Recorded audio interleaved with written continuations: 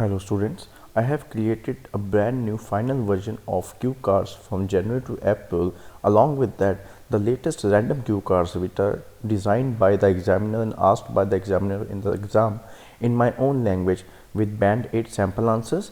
Apart from that, the latest questions of part 1 and discussion part 3 questions are also created by me and is also attached in that PDF. If you wish to purchase, you can let me know in the comments with your email ID and I'll send you the PDF. The cost is only 299 Indian rupees. So comment down below and I'll send you the PDF. Thank you. Part 1. Jack is on his way to Margaret's house party. He is phoning her for directions. First, you'll have some time to look at questions 1 to 5.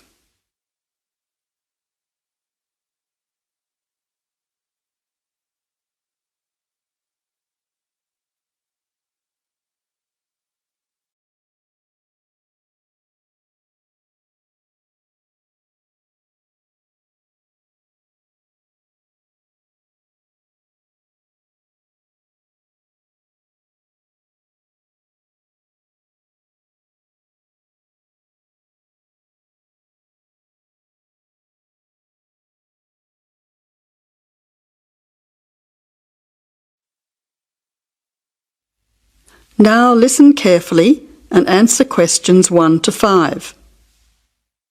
Jack has got lost on his way to Margaret's party.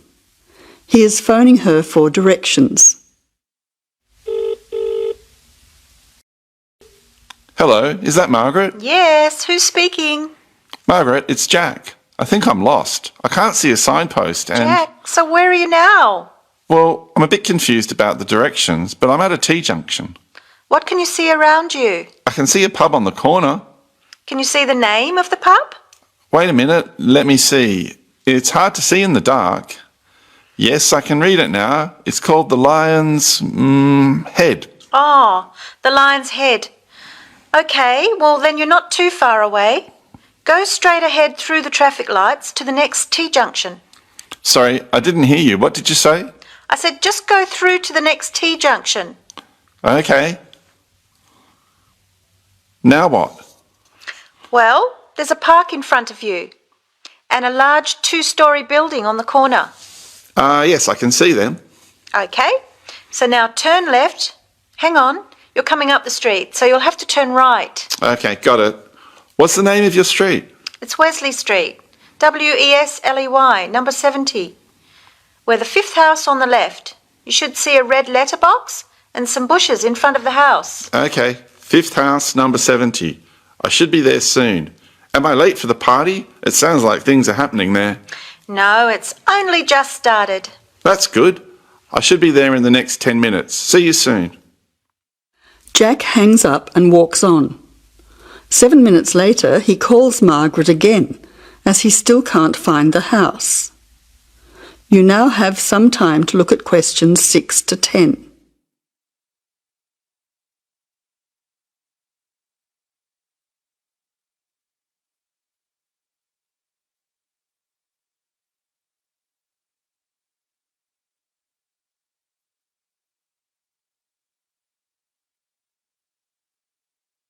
As you listen, answer questions 6 to 10. Who's speaking? Hi, Margaret. It's Jack again. Sorry to bother you. Listen, would you mind doing me a favour? Of course, what? Could you tell Mike I have got his camera?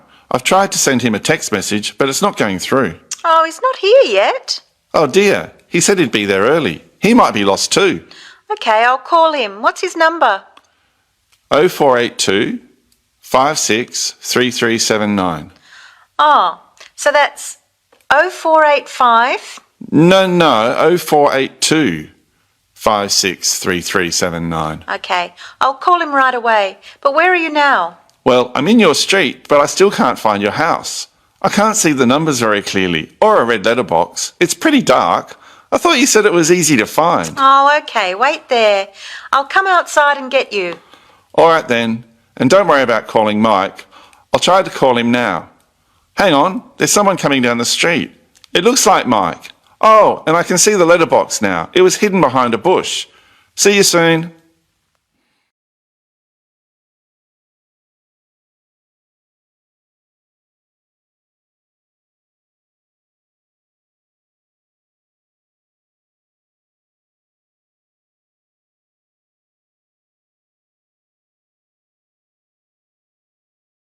That is the end of part 1. You now have 1 minute to check your answers to part 1.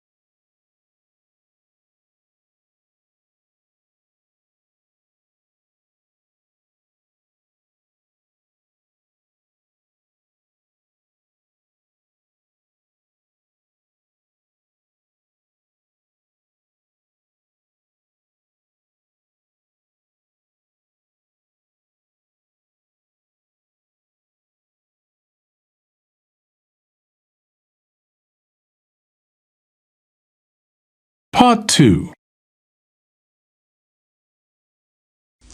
You will hear a recorded message giving information about an animal park. First, you will have some time to look at questions 11 to 15.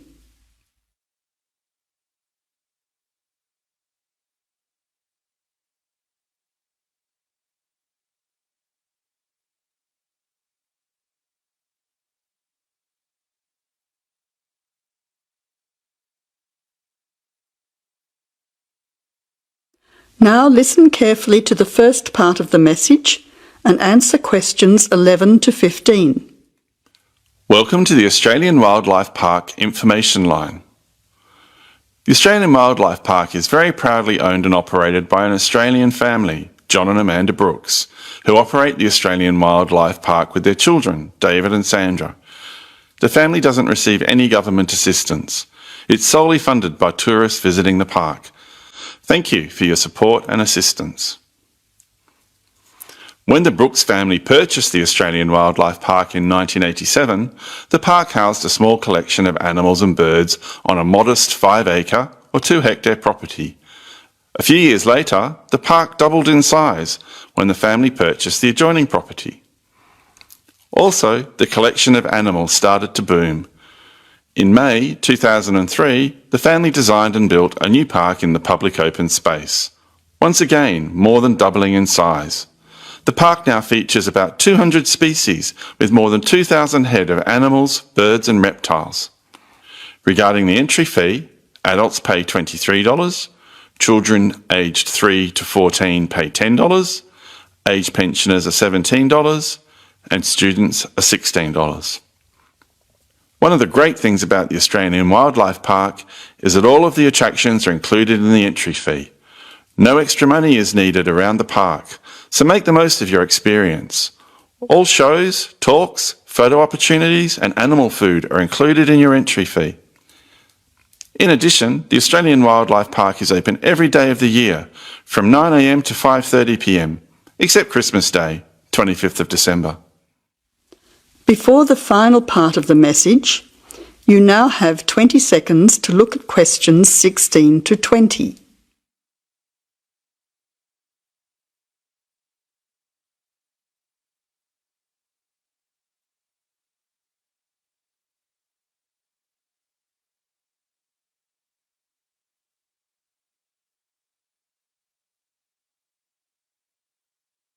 Now answer questions 16 to 20. Several attractions are available to visitors to the Australian Wildlife Park. Firstly, you can meet the koalas between 10 a.m. and 4:30 p.m. Here, people can view the koala colony in a natural environment.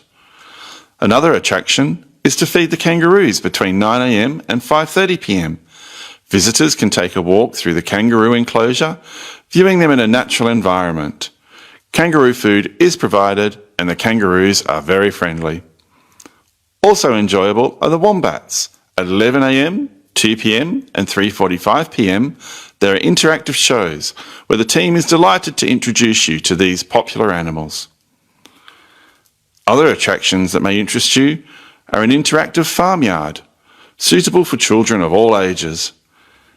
Animal food is provided and the animals are very friendly.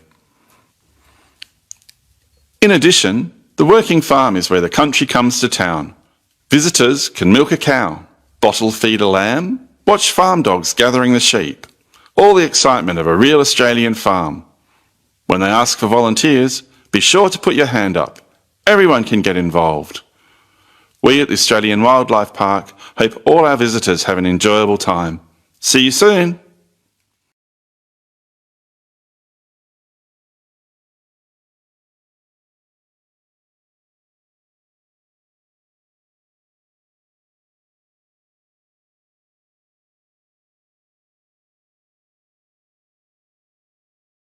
That is the end of part 2. You now have 30 seconds to check your answers to part 2.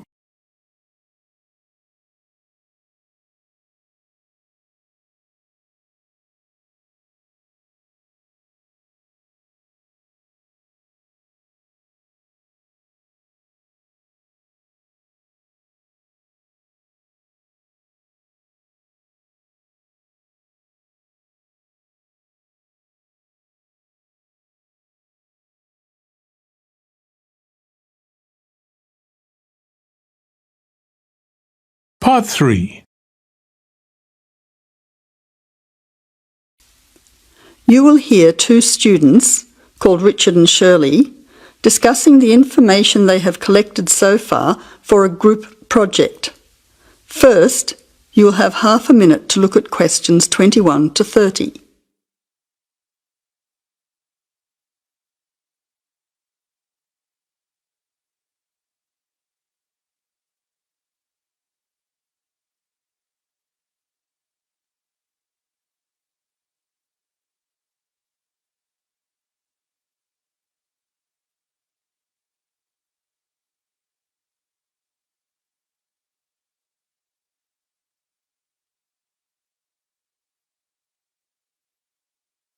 Now listen carefully to the conversation and answer questions 21 to 30.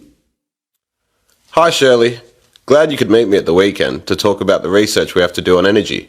Yes, Richard. I think it's important that we stay focused on the specific area of our research, energy consumption. Did you know that the demand for electricity is growing faster than coal, oil and gas can supply it? Yes, indeed. Coal and oil, which I discovered are also known as fossil fuels, could have disastrous effects on world climate. My research supports you. I also found out that the weather could be affected by global warming. However, a range of fuels are used around the world. Did you know that the most common fuels are the fossil fuels, with oil accounting for almost half at 45%? Coal and natural gas are equal next at 20%, with nuclear power being the lowest at 7%. Other sources of energy are also near the bottom at 8%.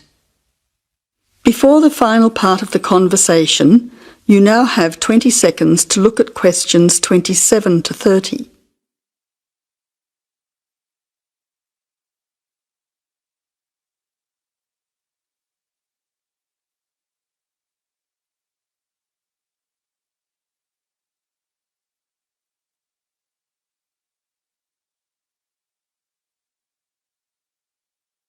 Now answer questions 27 to 30. That information will be useful when we look at the different energy sources in detail. We also need to look at the pros and cons of each type of energy.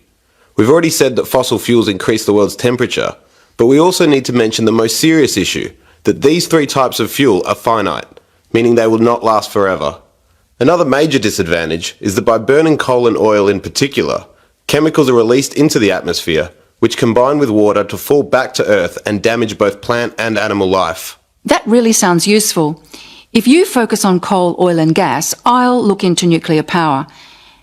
It is common knowledge that nuclear power stations create radioactive waste, But I'm particularly interested in how this unwanted waste product is dealt with safely.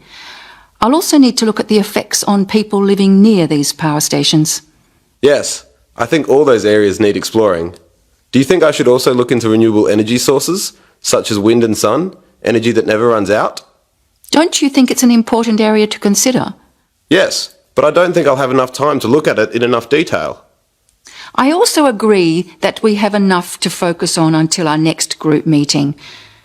So to finish, you could find some information on the advantages of fossil fuels, and I'll give you the facts that I have already on coal, oil and gas. We don't need to look into other energy sources because I'll get more details on the nuclear industry. That's great. See you in 2 weeks' time.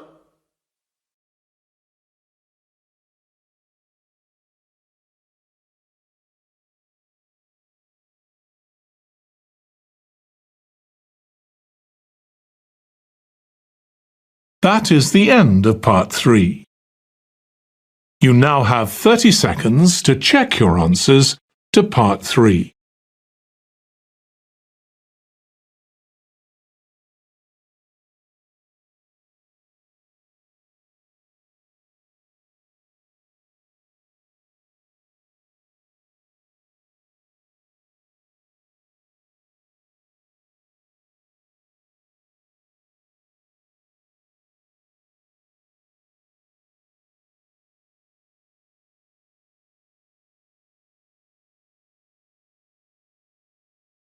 Part 4. You will hear a talk from a series of lectures on the survival of our planet. Professor Samson talks about endangered species of flora and fauna.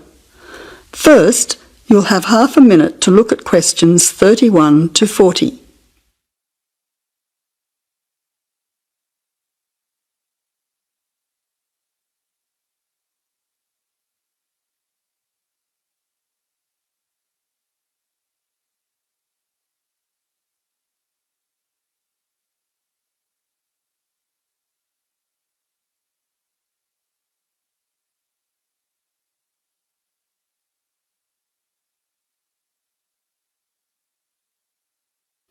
Now listen carefully to the talk and answer questions 31 to 40. Good afternoon, ladies and gentlemen. Today's topic in this series of lectures on our planet is about ensuring the survival of our very important plant and animal species. In this lecture, I want to discuss one way that we can do this. No one will ever see a huge dinosaur thundering through the forest. No one will ever see a paradise parrot flash its rainbow colours across the sky. The fact is that many animals and plants have been wiped out. Sadly, they are extinct. It is too late for them. Extinction is forever. We can't do anything about the species that have already disappeared. But today, there are many animals and plants that could still become extinct in the future if we do not act now. They are endangered. The African elephant and rhinoceros have become endangered because of the value of their tusks. Australian parrots and reptiles are smuggled onto planes because certain people in other countries are prepared to pay thousands of dollars for them. And there are many other species around the world that are endangered because they no longer have a place in which to live and reproduce safely. The main cause of extinction is the destruction of habitats. A habitat contains all that a living thing needs to survive: space, light, water, food, shelter, and opportunities for reproduction. The population of the world is growing rapidly, and this is placing great demands on land and resources for housing and for growing food.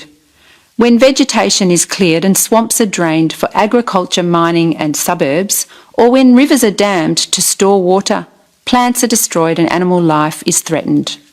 In other words, humans are changing and destroying the habitats of animals and plants, which is in turn reducing their chances of survival.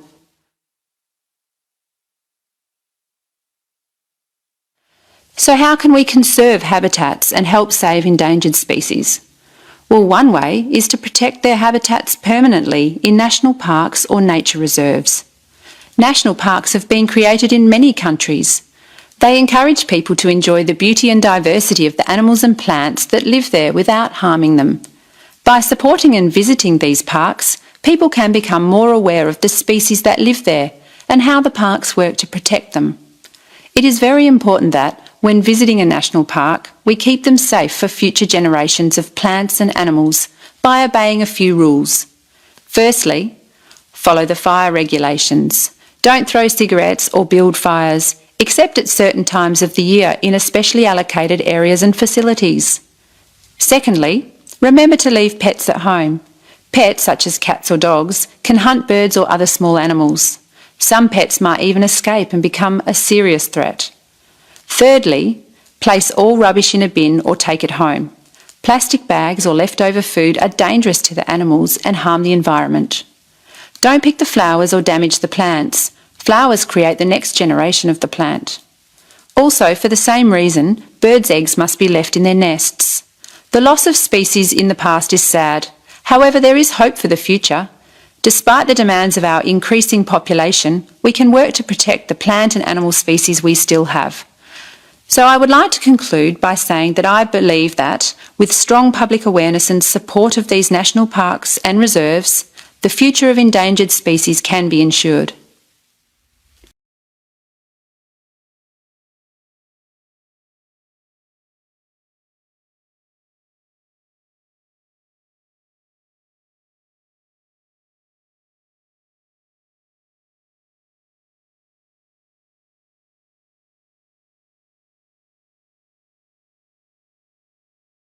That is the end of part 4. You now have 1 minute to check your answers to part 4. That is the end of the listening test. In the Ielts test, you would now have 10 minutes to transfer your answers to the answer sheet.